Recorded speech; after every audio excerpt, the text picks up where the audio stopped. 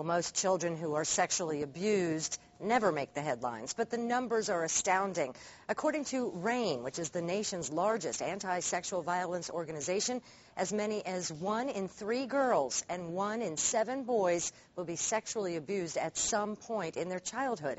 And tonight, Rachel Scher has one victim's painful story.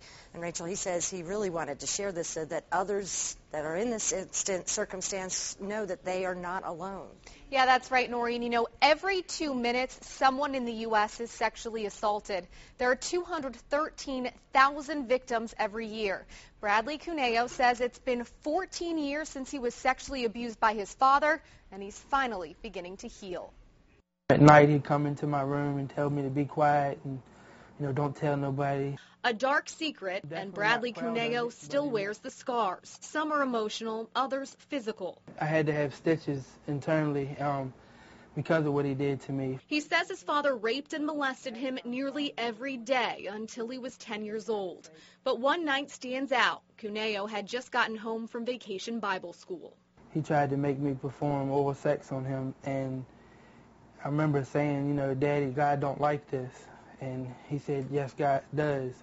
And he still made me do it. He eventually reached out for help and told his mother. And I remember my mother smacking me and telling me to go back in the room with my father. He began acting out in school, using drugs, and eventually ended up behind bars. Lindsay Scott is a victim's advocate for Crisis Line Sexual Assault Response Program. She's trained to look for the signs of sexual abuse. Having difficulty sleeping or nightmares without explanation, sudden different changes in eating habits, sudden mood swings. Victims often require a lifetime of counseling. Ryan Neese is a counselor for the Change Group in Lynchburg. Whether you're 16 or 18 or 28 or 48 or 98, that this is always something that will still kind of be a part of who that person is. That's part of their makeup. Bradley Cuneo says he's found the woman of his dreams and turned his life around. I'm not on drugs. I go to counseling. It's easy to talk about it even with you. And his message to other little boys and girls, you're not alone.